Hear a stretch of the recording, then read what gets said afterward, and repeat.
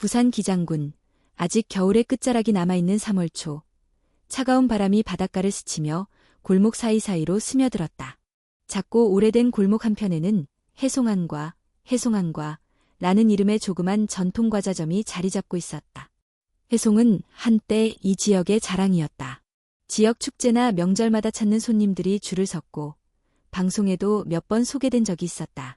그 가게의 주인이자 이야기의 주인공인 서연의 어머니 한미숙은 부산에서 손꼽히는 한과 장인이었다.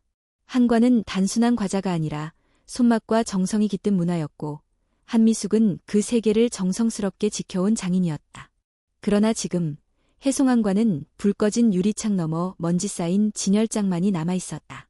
서연은 창밖을 멍하니 바라보고 있었다. 그녀의 눈빛엔 초점이 없었고 머리카락은 말라붙은 소금기와 함께 흩날렸다.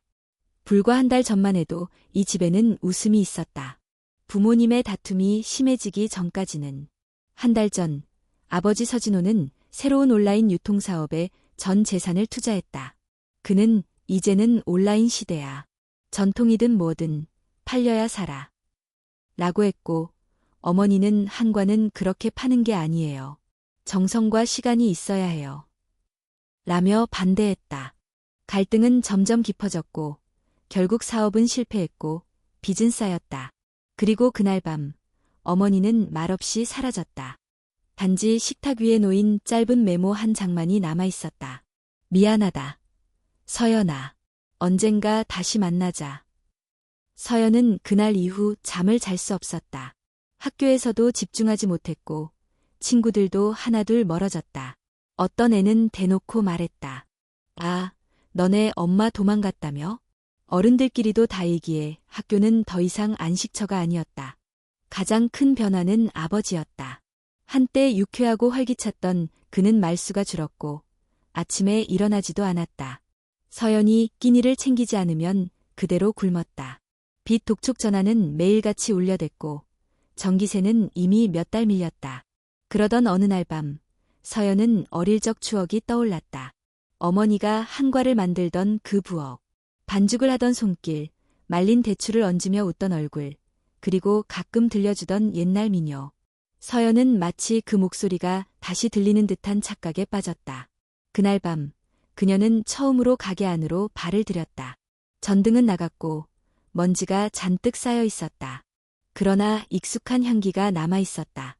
서연은 무의식적으로 창고를 열었고 거기서 어머니의 레시피 노트를 발견했다. 오래된 노트에는 손때가 묻어 있었고 반죽의 온도, 당밀의 농도, 재료의 배합이 손글씨로 또박또박 적혀 있었다. 서연은 천천히 한 장을 넘겼다. 첫 번째 페이지에는 이렇게 쓰여 있었다. 이건 서연이를 위한 기록이야. 언젠가 내가 이걸 보고 웃을 날이 오기를. 눈물이 쏟아졌다. 참았던 감정이 한순간에 무너졌다. 그녀는 그날 밤 부엌에 불을 밝혔다.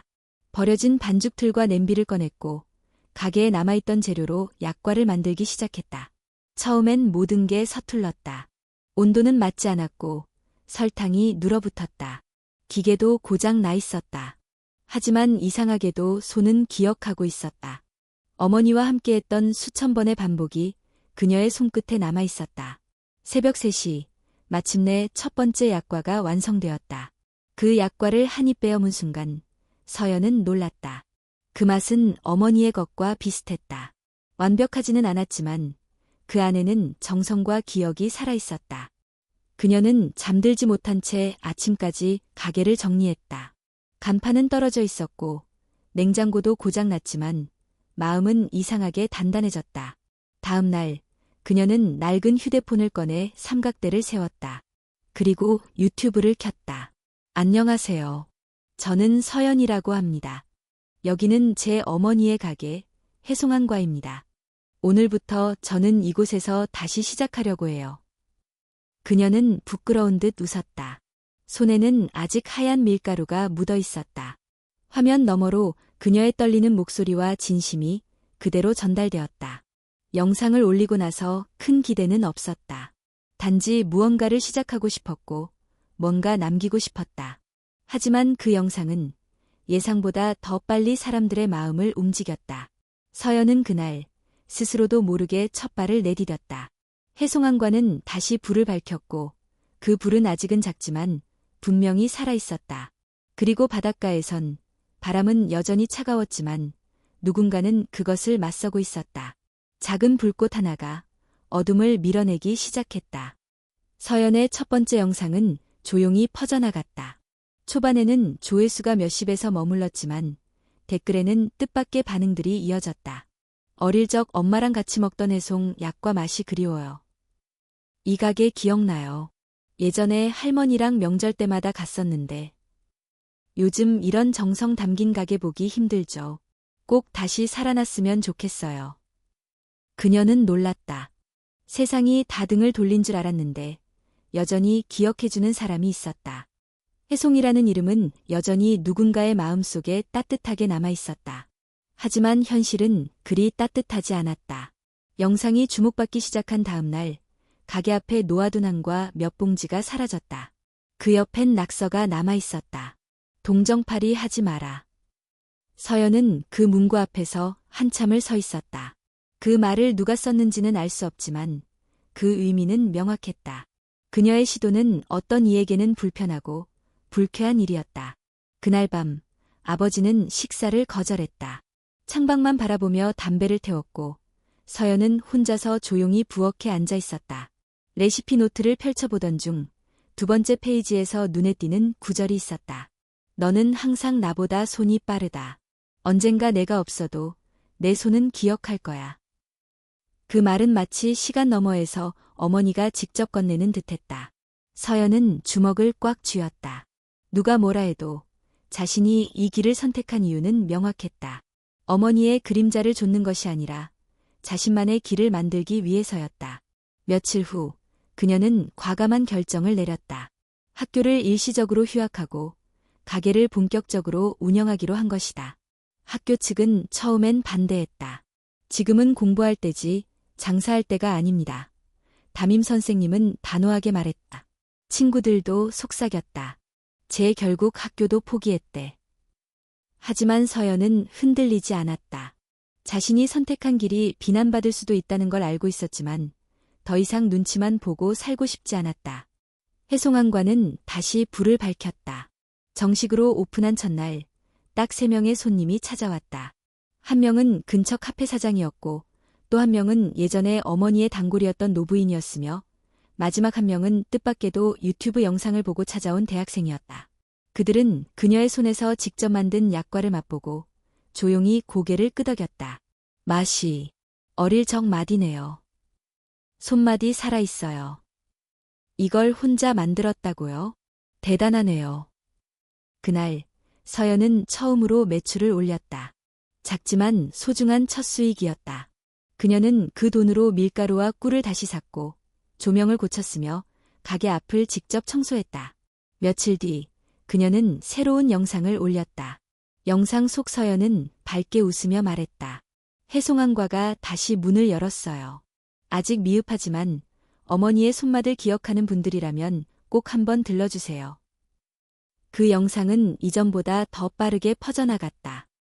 특히 부산 지역 커뮤니티에서는 다시 문을 연 전통 한과 가게로 소개되며 관심을 끌었다. 그러나 관심이 늘어나자 다시 불편한 시선도 함께 따라왔다. 익명의 댓글 중 하나는 이렇게 쓰여 있었다. 엄마 덕분에 뜬 거면서 왜 본인 노력인 척하지? 한과도 요즘 시대에 안 맞아. 감성팔이 지겹다. 서연은 댓글을 읽고도 아무 말 없이 노트를 펼쳤다. 감정을 소비하기보다는 반죽에 집중하는 것이 더 익숙해졌다. 그리고 그러던 어느 날 가게 문이 조용히 열렸다. 키가 크고 말쑥한 중년 남성이 들어왔다. 그는 한참 가게를 둘러보더니 말없이 약과 한 봉지를 집어들었다. 이거 내가 만든 거니? 서연은 고개를 끄덕였다. 낯선 이 남자는 웃으며 고개를 끄덕였다. 맛이 아주 좋다. 내 어머니랑 같은 손길이 느껴진다. 그의 말에 서연은 눈을 크게 떴다. 어머니를 아세요? 그 남자는 잠시 망설이다가 대답했다. 한미숙 씨, 나랑 오래전에 함께 일한 적이 있지. 나는 박정우라고 해. 그는 과거 어머니와 함께 전통항과 연구소에서 일했었고, 현재는 한식 관련 기업에서 일하고 있다고 소개했다. 난 내 어머니의 손맛을 누구보다 잘 알아. 넌 그 재능을 이어받았어. 그리고 그걸 너만의 방식으로 표현하고 있어. 그날 이후 박정우는 해송항과를 자주 찾았다. 그는 서연에게 더 효율적인 재료 보관법, 생산 방법, 그리고 가격 책정 전략까지 알려주었다. 한과는 단순히 전통을 지키는 게 아니야. 살아있는 문화로 만들어야 해. 그게 진짜 계승이야. 서연은 처음으로 누군가가 자신을 있는 그대로 인정해주는 느낌을 받았다. 박정우는 그녀에게 기술뿐 아니라 자존감을 되찾게 해주었다. 며칠 후 박정우는 한 가지 제안을 했다. 이번 부산 전통시장 축제에 참가해보지 않겠니? 내 브랜드 해송을 소개할 수 있는 기회가 될 거야. 서연은 망설였지만 마음 한편에서 불꽃이 피어올랐다. 어릴 적 어머니가 그 축제 무대에 섰던 기억. 그때 그녀는 객석에서 박수를 쳤다.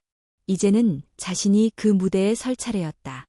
부산 전통시장 축제는 매년 봄, 해운대와 기장 일대의 전통 먹거리와 수공예품을 홍보하는 대규모 지역 행사였다.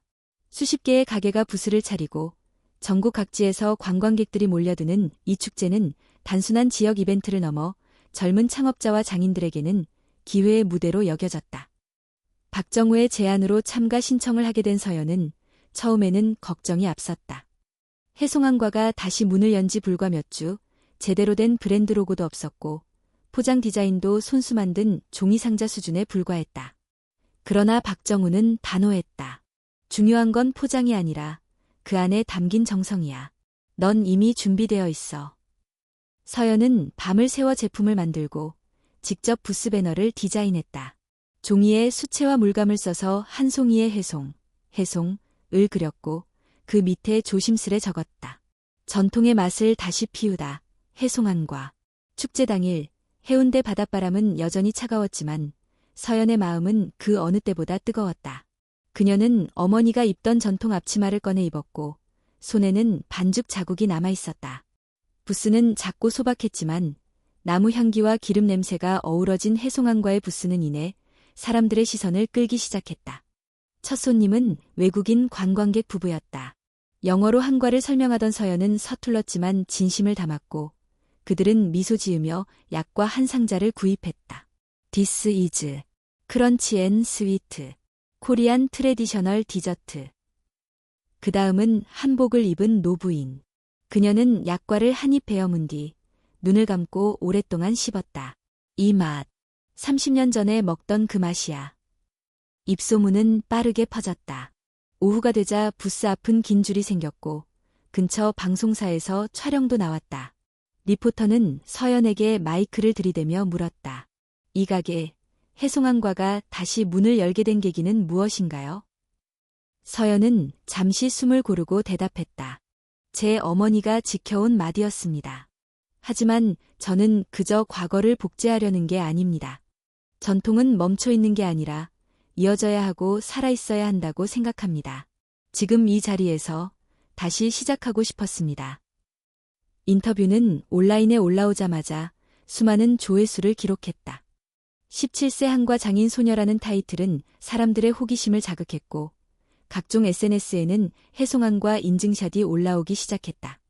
하지만 축제 마지막 날 분위기는 급변했다. 축제 주최 측의 블로그에 익명의 제보가 올라왔다. 해송항과 어머니의 명성을 이용한 감성팔이 아니냐? 상표권 문제는 해결된 건가? 듣자 하니 그 브랜드는 이미 매각되었다고 하던데. 그 게시물은 곧 여러 커뮤니티로 퍼져나갔고 댓글에는 날카로운 비난이 이어졌다. 왜도 결국 엄마 덕에 먹고 사는 거지. 전통 계승은 무슨. 그냥 동정심 마케팅이잖아. 브랜드 소송 걸리면 끝나래. 서연은 처음에는 무시하려 했다. 하지만 SNS에는 악성 댓글이 이어졌고 DM으로 협박 메시지까지 날아들었다. 어떤 사람은 그녀의 학교를 찾아가 연락처를 요구했다. 또 어떤 유튜버는 17세 창업소녀의 진실이라는 자극적인 제목의 영상을 올렸다. 그 영상에는 해송항과의 과거 뉴스 화면과 함께 어머니가 출연했던 방송이 편집되어 나왔다. 그리고 마지막엔 이런 멘트가 삽입되었다. 이 아이가 정말 혼자서 모든 걸 이뤄낸 것일까? 서연은 충격의 말을 잃었다. 박정우는 그녀를 다독였다. 이건 내 잘못이 아니야. 내가 빛날수록 어두운 그림자가 생기기 마련이야. 하지만 그것만으로 마음이 편해지지 않았다. 매일같이 걸려오는 전화, DM, 모욕적인 말들 속에서 서연은 점점 무너져갔다. 축제 이후 가게는 임시 휴업에 들어갔다. 아버지는 그녀를 바라보며 말없이 손을 잡아주었지만 서연은 그 손조차 차게 느껴졌다. 밤마다 악몽을 꿨다. 어머니가 뒤돌아서 사라지는 꿈, 가게가 불타는 꿈, 사람들이 돌을 던지는 꿈. 그녀는 더 이상 음식을 만들 수 없었다. 그녀는 카메라를 켰다. 매일같이 일기처럼 찍던 영상. 그날은 유독 조용했다. 아무 꾸밈 없는 민낯, 초췌한 얼굴. 그리고 조용히 입을 열었다. 제가 왜 이걸 시작했는지 요즘은 잘 모르겠어요. 솔직히 말하면 그냥 무서워요. 그녀는 울지 않았다. 오히려 무표정했다. 다들 말해요. 대단하다. 감동이다. 근데 저는 그냥 살아남으려고 했어요. 누가 대신해주지 않으니까. 그 영상은 그녀가 업로드하지도 않았는데 며칠 뒤 유출되었다. 정확히 누가 유출했는지는 알 수 없었지만 영상은 하루 만에 수십만 회 조회수를 넘겼고 다시 한번 언론의 주목을 받았다. 이번에는 감동보다 논란이 컸다. 17세 소녀, 우울감 고백. 사회는 왜 어린 어깨에 짐을 지우는가? 미성년 창업, 감동인가 착취인가? 각종 토론 프로그램에서 그녀를 두고 공방이 벌어졌다. 어떤 이는 그녀를 영웅처럼 칭송했고 또 어떤 이는 어른들의 무책임을 지적했다. 특히 한 유명 평론가는 방송에서 이렇게 말했다. 이건 한 아이를 지나치게 상품화한 사례입니다. 감동을 팔기 위해 소녀를 소비한 겁니다. 사회가 소녀를 밀어세우고 이제는 또 손가락질하는 모습이 역겹습니다. 서연은 그 모든 뉴스를 조용히 지켜봤다. 아무런 반응도 하지 않았다. 그녀는 단지 그날도 부엌 한켠에서 노트를 펼쳤다. 거기엔 이렇게 적혀 있었다. 사람은 때로 사랑보다 의심을 먼저 줄 거야. 하지만 기억해. 내가 지킨 불은 언젠가 누군가의 따뜻함이 될 거야. 그리고 서연은 다시 반죽을 시작했다. 손끝에 닿는 밀가루의 차가운 감촉이 이상하게도 위안이 되었다. 아무도 없는 가게 안에서 그녀는 말없이 고물을 만들고 꿀을 졸였다. 인터넷 세상은 여전히 떠들썩했지만 이 작은 공간만큼은 고요했다. 그녀는 알고 있었다. 그 영상이 퍼졌을 때 세상은 또 다른 의미로 자신을 바라볼 거라는 것을.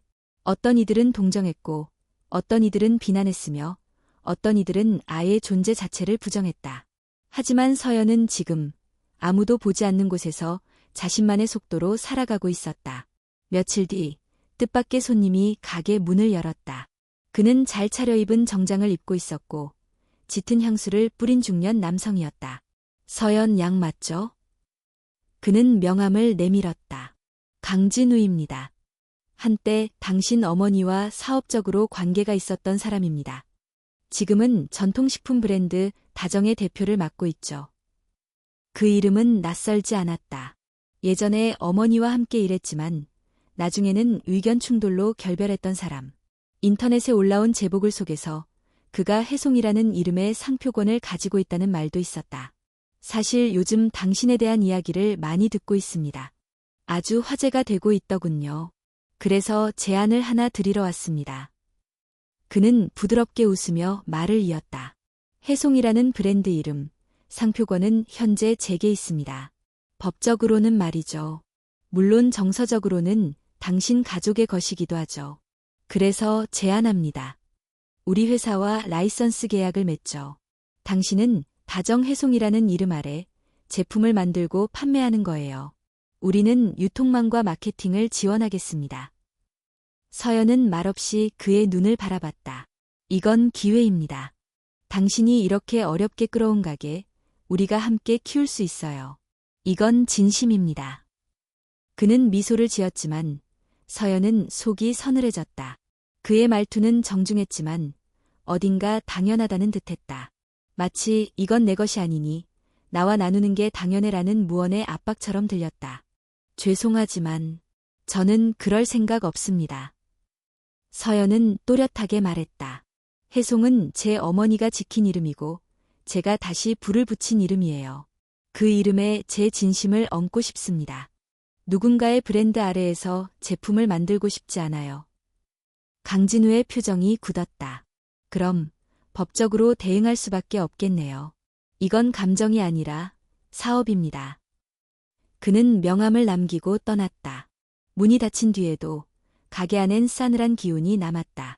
며칠 후 진짜로 내용 증명이 도착했다. 상표권 침해로 인한 영업 중지 요청, 손해배상 청구 예고, 법률 용어가 가득한 종이를 바라보며 서연은 한동안 아무 말도 할 수 없었다. 이번엔 박정우가 나섰다. 이건 내가 감당해야 할 문제가 아니야. 혜송은 너희 가족이 지켜온 정신이야. 법이 전부는 아니야. 그는 자신의 지인을 통해 법률 자문을 받았고 과거 혜송이 상표로 등록되기 전에 이미 어머니 한미숙이 방송과 언론을 통해 그 이름을 사용해왔다는 증거를 수집하기 시작했다. 그 과정에서 서연은 어머니의 과거 기사와 방송 영상들을 처음으로 제대로 마주하게 되었다. 어릴 적 TV에 나오는 어머니를 자랑스럽게 바라보던 기억은 있었지만 그 속에 담긴 이야기는 몰랐다. 영상 속 어머니는 늘 미소 지었지만 말투는 조심스러웠다. 전통을 지키는 어려움, 대중의 외면, 그리고 유통업체와의 갈등. 그녀는 외로웠고 그 외로움 끝에 결국 혜송을 지키지 못했던 것이다. 그리고 또 하나의 영상. 어머니가 마지막으로 인터뷰한 방송. 언젠가 제 딸이 이 가게를 잇는다면 저는 아무런 조건 없이 제 모든 것을 물려주고 싶어요. 그 아이는 저보다 더 단단하고 따뜻한 아이니까요. 서연은 그 영상 앞에서 한참을 울었다. 기억 속의 어머니는 엄격하고 때론 무심했고 끝내 떠나버린 사람이었다. 하지만 어쩌면 어머니는 단지 지쳐 있었을 뿐일지도 몰랐다. 그리고 그런 마음을 이해하게 되는 순간 서연은 한 가지 결심을 했다. 다음 날 아침 그녀는 아버지와 함께 옛 창고를 뒤졌다.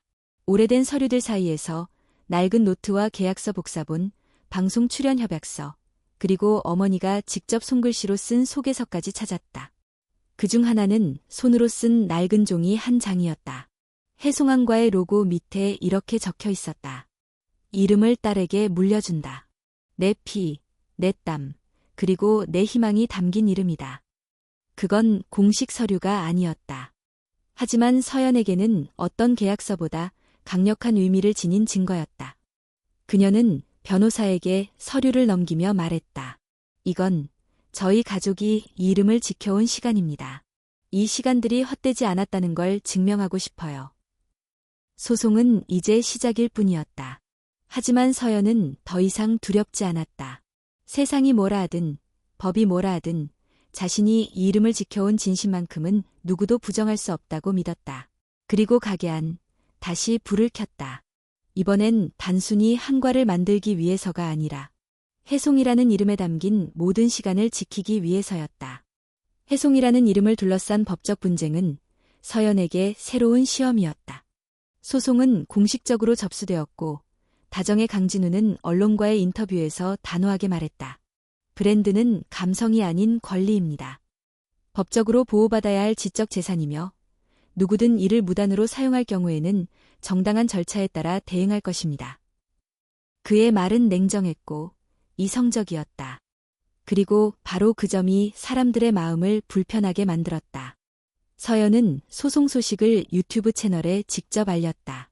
감정을 앞세우지 않았고 자신이 어떤 경로로 혜송이라는 이름을 지켜왔는지 차분하게 설명했다. 그녀는 영상 말미에 조용히 말했다. 이 이름은 단순한 브랜드가 아닙니다. 제 가족의 역사이고 제가 다시 세우고 싶은 삶의 기준입니다. 저는 그 시간을 믿고 지켜갈 생각입니다.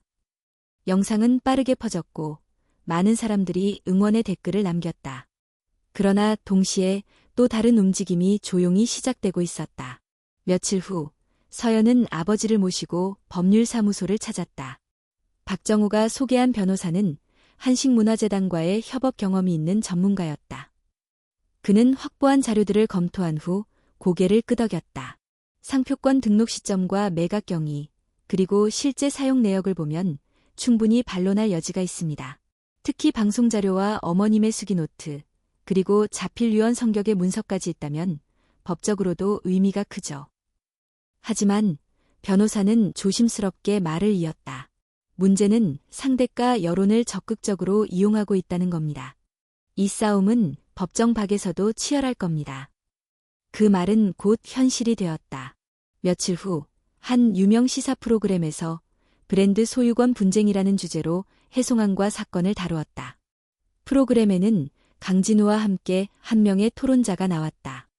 또 다른 쪽에는 서연의 편에 선 박정우가 자리했다. 사회자는 토론의 서두에 질문했다.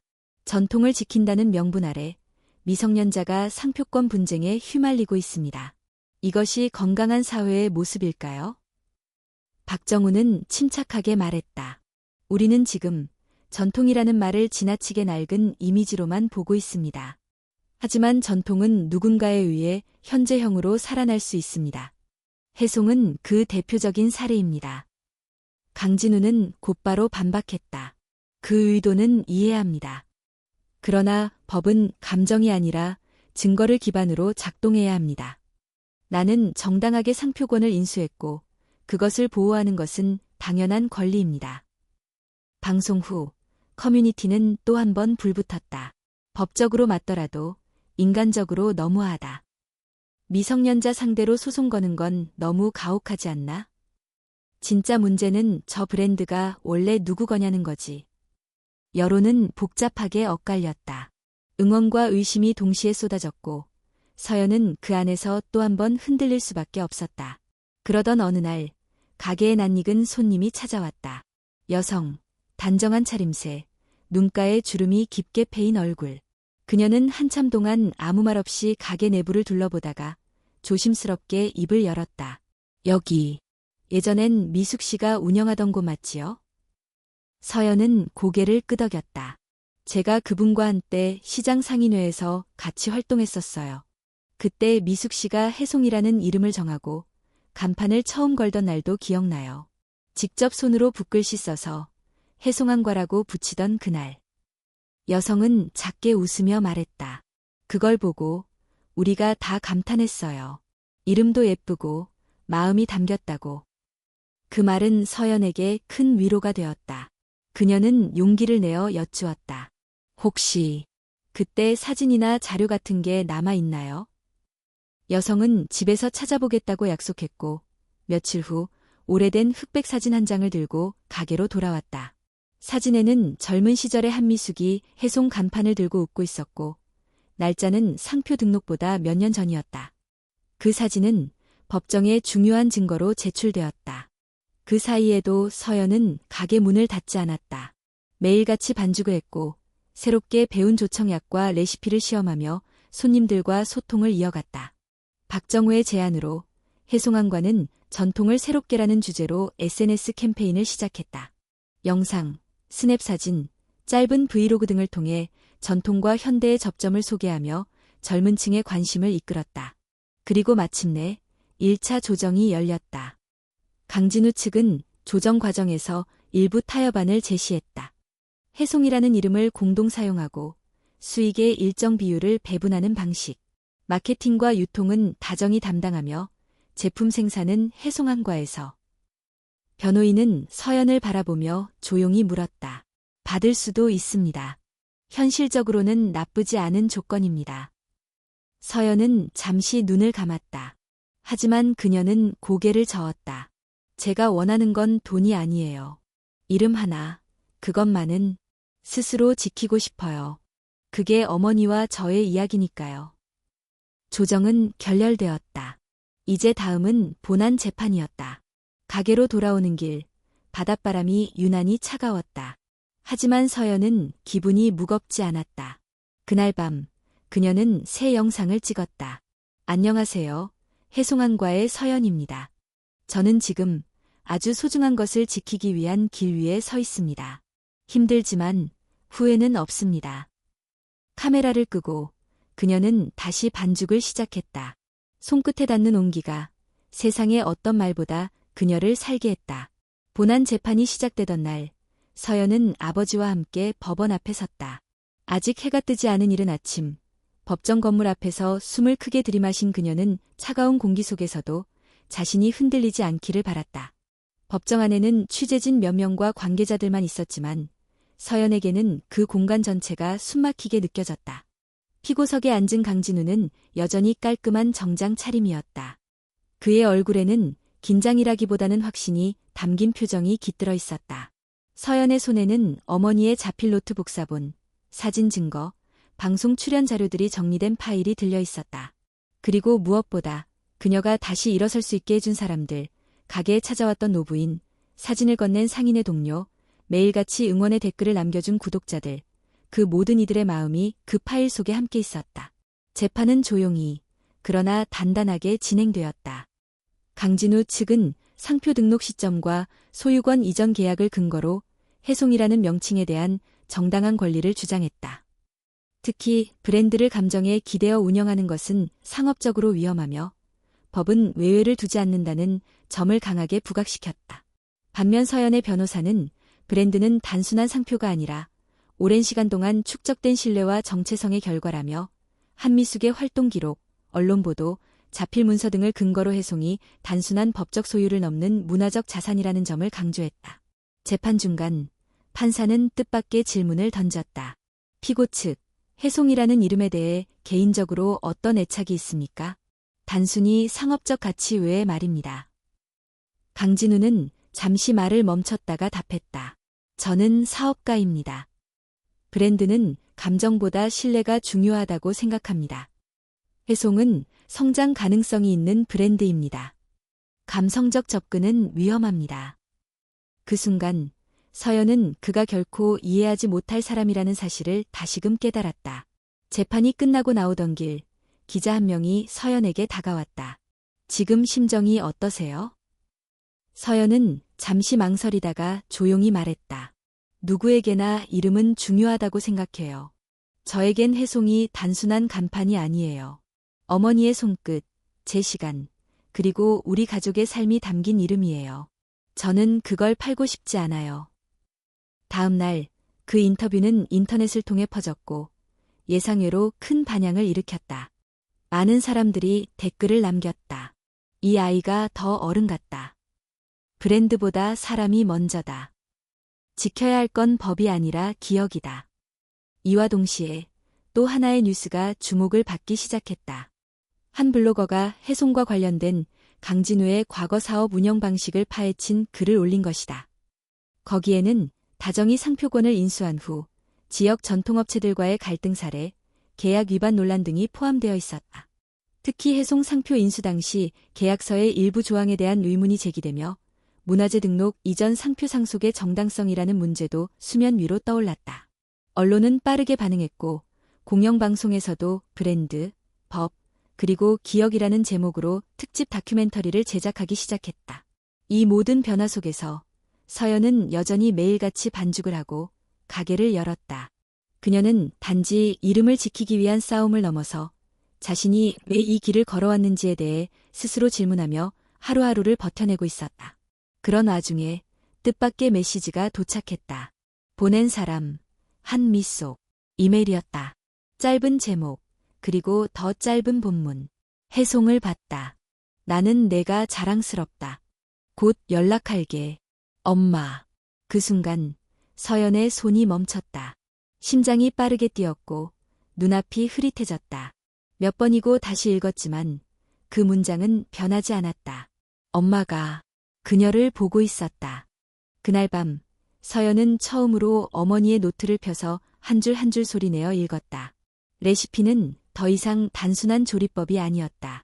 그것은 편지였고 유언이었고 엄마가 자신에게 남긴 삶의 조각이었다. 다음 날 그녀는 특별한 약과를 만들기로 했다. 어머니가 마지막으로 개발하던 하지만 상품화하지 못했던 모과 약과. 시큼하면서도 단맛이 도는 여느 약과와는 다른 맛. 그날 해송안과를 찾은 손님들은 모두 같은 말을 했다. 이건 새로운데 낯설지 않아요. 기억이 나는 맛이에요. 그런데 지금의 것도 분명히 있어요. 그 말에 서연은 조용히 고개를 숙였다. 모과 약과는 그녀의 첫 번째 자기만의 레시피가 되었고 SNS에서 빠르게 입소문을 탔다. 그녀의 영상에도 모과의 기억이라는 타이틀로 제작된 브이로그가 올라갔다. 영상 말미, 그녀는 이렇게 말했다. 이제야 알 것 같아요. 해송은 과거에 머무는 게 아니라 새로운 손끝으로 이어지는 거라는 거요. 저는 제 방식대로 이 이름을 이어가고 싶어요. 그리고 며칠 뒤 법원에서 최종 변론 날짜가 통보되었다. 마침내 해송이라는 이름을 둘러싼 싸움의 마지막 페이지가 다가오고 있었다. 최종 변론을 며칠 앞두고 서연은 낯선 꿈을 꾸었다. 꿈속에서 그녀는 해송안과 앞에 서 있었고 눈발이 흩날리는 거리 너머로 한 여인이 서 있었다. 자세히 다가가 보니 그 여인은 한미숙이었다. 어머니는 아무 말도 하지 않았고 서연도 입을 떼지 못했다. 그저 두 사람은 서로를 바라보다 눈 사이로 멀어졌다. 깨어났을 때 그녀는 눈가에 젖은 흔적을 느꼈다. 오랜만에 울었던 것 같았다. 그리고 그날 오후 진짜로 그녀는 어머니를 마주했다. 가게 문이 열리고 망설이듯 들어선 한 여인이 있었다. 서연은 그 얼굴을 단번에 알아봤다. 시간은 많이 흘렀고 어머니는 예전보다 더 말랐으며 머리카락에는 흰색이 섞여 있었다. 하지만 눈빛은 여전히 같았다. 낯설고도 익숙한 그 눈빛. 왔구나. 서연의 목소리는 의외로 차분했다. 한미숙은 아무 말도 하지 못했다. 입술이 떨렸고 눈동자가 흔들렸다. 앉을래요? 서연이 의자를 가리켰다. 한미숙은 천천히 자리에 앉았다. 두 사람 사이에 긴 정적이 흘렀다. 마침내 어머니가 입을 열었다. 미안하다고 말하고 싶었어. 그 말을 들으려고 부른 거 아니에요. 서연의 대답은 단호했지만 그 속에 분노는 없었다. 그럼 왜 나를 만난 거니? 그냥 지금의 엄마가 어떤 얼굴로 살아가고 있는지 보고 싶었어요. 그리고 제가 지금 어떤 사람인지 엄마도 알 권리가 있다고 생각했고요. 한미숙은 눈을 내리깔았다. 창밖에선 겨울 해가 길게 그림자를 들이우고 있었다. 많이 힘들었지. 서연은 웃음도 눈물도 없이 말했다. 네, 아주 많이요. 그리고 여전히 힘들어요. 하지만 이제는 괜찮아졌어요. 영상 봤어. 내가 만든 모과 약과도. 맛은 어땠어요? 달지 않았어. 그래서 더 좋았어. 너답더라. 그 짧은 대화는 오래된 거리감을 조금씩 좁혀주었다. 서연은 아직 어머니를 완전히 용서할 수는 없었지만 적어도 지금 눈앞에 있는 이 사람은 더 이상 기억 속의 엄격한 장인이 아니었다. 삶의 상처를 입은 한 인간이자 엄마였다. 법정에 나와 줄 수 있어요? 서연의 질문에 한미숙은 잠시 놀란 듯했지만 곧 고개를 끄덕였다. 내가 원한다면. 며칠 뒤 최종 변론이 열리는 날, 법정 안에는 이전보다 훨씬 많은 사람들이 모여 있었다. 미디어, 시민단체, 전통문화재단 관계자까지. 이제 이 소송은 단순한 상표권 분쟁을 넘어 전통의 소유는 누구에게 있는가라는 사회적 논의로 확장되어 있었다. 한미숙은 증인석에 올랐다. 그녀는 떨리는 손으로 증언을 시작했다. 해송이라는 이름은 제가 직접 만든 이름입니다. 제 고향의 소나무 숲과 제 가족의 바닷가 추억을 담아 지었습니다. 처음에는 작고 허름한 가게였지만 손님들이 그 이름을 기억해 주셨고 그 안에 담긴 맛을 사랑해 주셨습니다.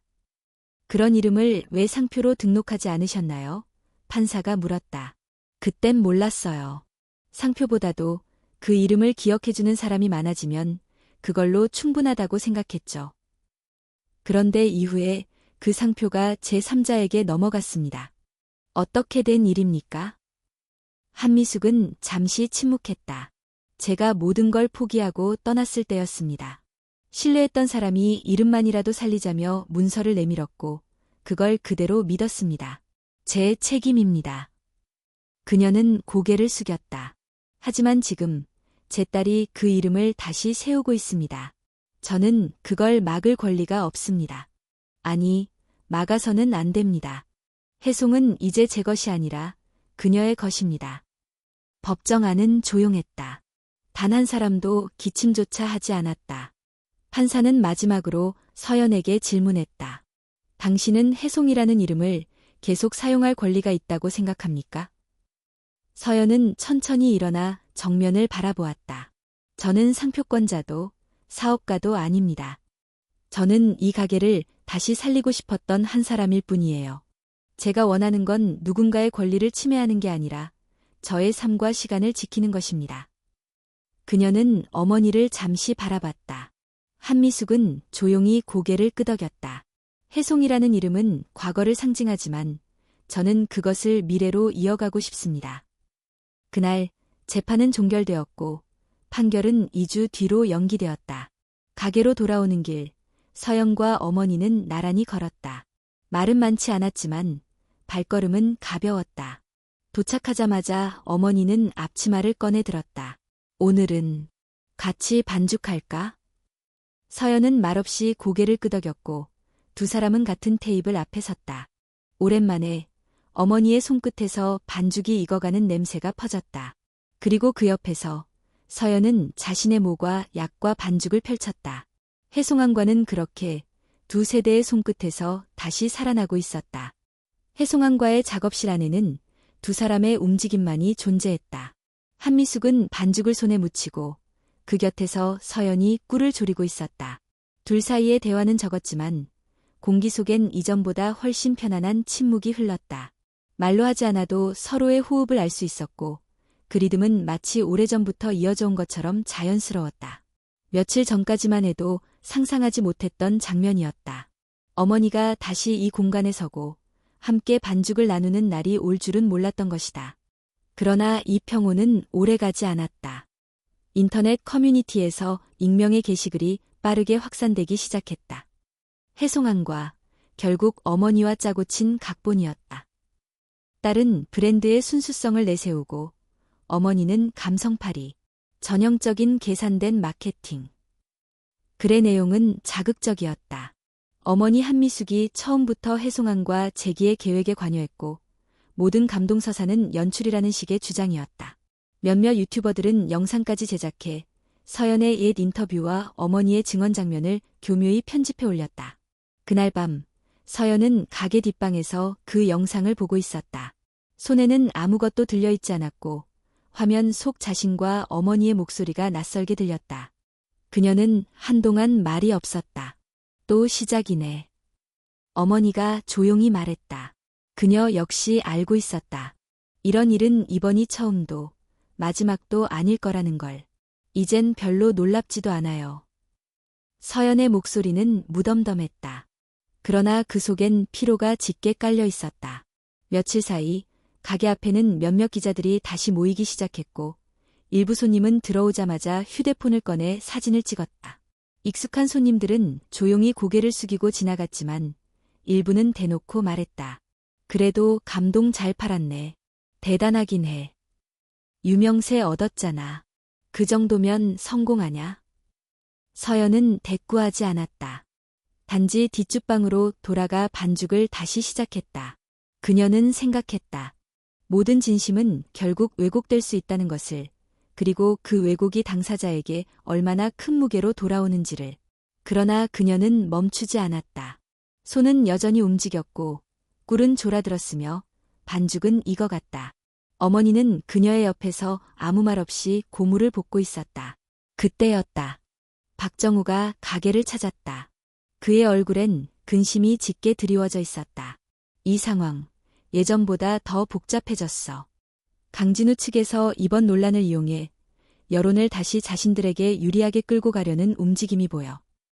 다정 측 변호인단이 영상 몇 개를 증거자료로 제출했어. 편집된 형태지만 영향이 없다고 보기 힘들어.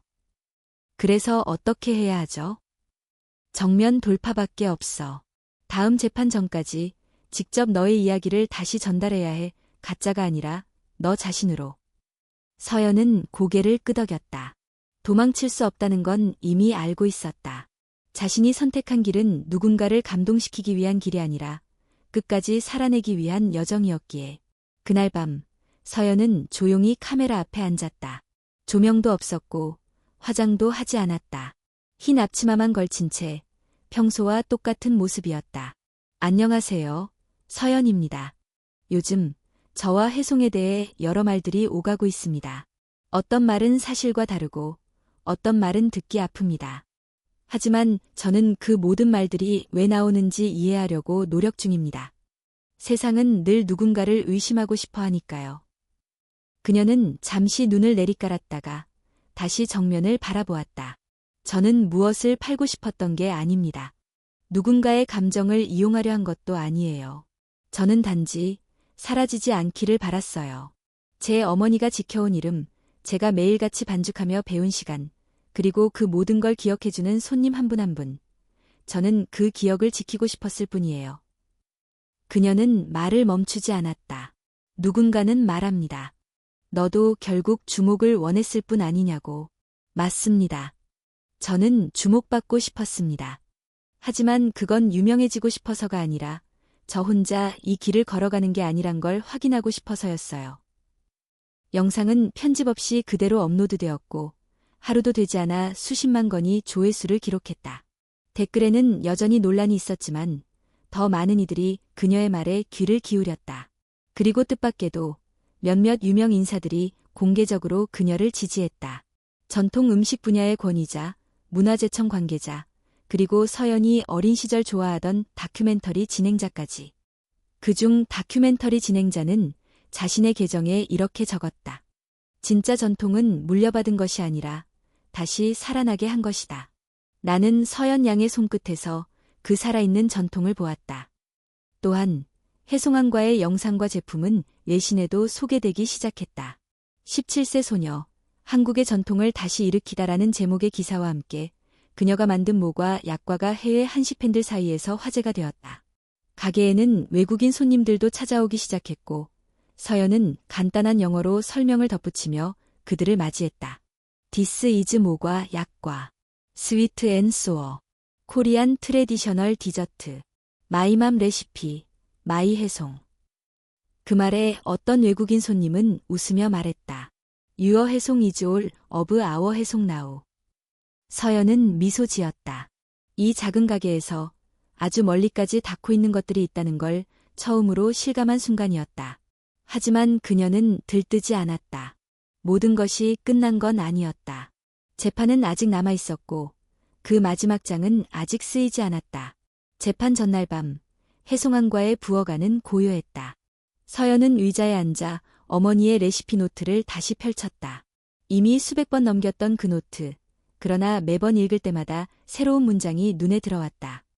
오늘은 한 페이지 하단에 작은 글씨로 적힌 문장을 처음 알아봤다. 내가 언젠가 이 노트를 덮을 수 있게 되길 바란다. 기억은 지키는 게 아니라 살아가는 것이니까. 서연은 조용히 눈을 감았다. 내일이면 그 모든 싸움이 끝날지 모른다. 그러나 이상하게도 긴장감보다는 담담함이 앞섰다. 그녀는 싸워야 했고 충분히 싸웠으며 이제는 단지 자신이 어떻게 살아갈지를 보여줄 일만 남았다. 다음 날 법정에는 예상보다 더 많은 사람들이 모였다. 좌석 대부분이 가득 찼고 입장하지 못한 사람들은 바깥에 설치된 중계화면 앞에 서 있었다. 언론, 시민단체, 전통음식협회, 일반 시민들까지 혜송이라는 이름은 이제 한 개인의 이야기를 넘어 공동체가 바라보는 가치의 상징이 되어 있었다. 법정 안 판사는 천천히 마지막 판결문을 낭독하기 시작했다. 이 사건은 단순한 상표권 분쟁으로 출발했지만 사회적으로는 그 이상의 논의가 뒤따랐습니다. 브랜드란 무엇인가? 전통은 어떻게 계승되어야 하는가? 그리고 상표라는 권리는 어디까지 개인의 기억과 연결될 수 있는가에 대한 질문을 던졌습니다. 잠시 정적이 흘렀고 사람들의 숨소리가 법정 안을 채웠다. 본 재판부는 피고 강진우 측의 상표권 보유 사실을 인정하되 동시에 한미숙 씨와 피고 서연 측이 혜송이라는 명칭을 장기간 실사용하며 해당 명칭에 대해 실질적인 정체성과 명성을 형성해왔다는 점을 고려합니다. 이에 따라 재판부는 혜송이라는 명칭에 대해 공동 사용을 허용하되 피고 서연 측이 문화적 자산으로서의 가치를 중심으로 혜송안과 브랜드를 독립적으로 유지할 수 있도록 판결합니다. 서연은 그 말을 듣는 순간 어깨에 힘이 빠지는 것을 느꼈다. 완전한 승리는 아니었지만 이것은 더 이상 싸움이 아닌 인정이었다. 그녀가 살아온 시간, 어머니가 지켜온 이름, 그 모든 것들이 공식적으로 받아들여진 것이다. 재판이 끝난 뒤 기자들이 몰려들었지만 서연은 잠시 조용히 건물 밖으로 빠져나왔다. 그녀는 인근 공원 벤치에 앉아 숨을 고르며 하늘을 바라봤다. 햇살은 따뜻했고 바람은 부드러웠다. 곧이어 어머니가 옆에 앉았다. 수고했어. 엄마도요. 그 말은 오래 묵은 응어리를 조금은 풀어주는 주문 같았다. 이제 뭐 할 거야? 글쎄요. 내일부터 또 반죽하고 꿀 졸이고 고물 볶고 그거겠죠. 둘은 나지막이 웃었다. 그 웃음 속엔 이제 도망가지 않는 서로에 대한 신뢰가 담겨 있었다. 며칠 후 혜송안과에는 새로운 간판이 걸렸다. 혜송안과 기억을 굽는 곳. 직접 손으로 그린 붓글씨 간판 아래 서연과 한미숙은 나란히 서서 그 글자를 바라보았다. 그날부터 가게는 다시 문을 열었고 줄 서는 손님들이 돌아왔다. 지역 방송사에서는 전통의 오늘이라는 특집 프로그램에서 혜송안과의 이야기를 다뤘고 전국 각지에서 학생과 젊은 창업자들이 서연에게 편지를 보내왔다. 저도 누군가의 기억을 지키는 사람이 되고 싶어요. 혜송안과를 보며 저희 할머니를 떠올렸어요. 감사합니다. 혼자라는 생각이 사라졌어요. 그중 하나의 편지는 서연의 손을 오래 붙잡았다. 서연님, 저는 고등학생입니다. 학교에서 매일 자존감을 잃고 있었는데 혜송안과 이야기를 보고 처음으로 나도 무언가를 만들 수 있겠구나라는 생각이 들었습니다. 서연님이 만들어준 건 단지 약과가 아니라 제 안에 있던 가능성이에요. 서연은 그 편지를 조용히 접어 노트 사이에 끼워두었다. 그리고 다시 반죽을 시작했다. 이번엔 새로운 약과였다. 흑임자와 생강을 넣은 버전. 어머니는 그 반죽을 보며 웃으며 말했다. 이건 완전히 내 스타일이네. 단단하고 강하고 깊고. 엄마 입맛엔 안 맞을 수도 있어요. 그럼 뭐 어때? 이제 혜송은 내 방식으로 살아가는 거니까. 서연은 그 말을 가만히 마음에 담았다. 오후가 되자 가게 문이 열렸다. 익숙한 발걸음, 낯익은 얼굴. 박정우였다. 축하해. 정말 고생 많았어. 선생님 덕분이에요. 그는 선물 상자를 하나 내밀었다. 상자 안에는 손수 만든 조청과 직접 쓴 책 한 권이 들어있었다. 책 제목은 이랬다. 손끝의 유산, 기억을 반죽하는 사람들. 서연은 조심스럽게 책을 펼쳤고 첫 장에는 이렇게 쓰여 있었다. 서연에게 내가 이어준 건 맛이 아니라 믿음이다. 그날 저녁 혜송안과 부엌 안에는 다시 불이 켜졌다. 두 세대의 손끝이 움직이고 익숙한 냄새가 퍼지며 창밖의 어둠을 천천히 밀어냈다. 이제 혜송은 더 이상 과거가 아니었다. 누군가의 기억 속에 머물던 이름이 아니라 지금 이 순간에도 살아있는 이야기였다.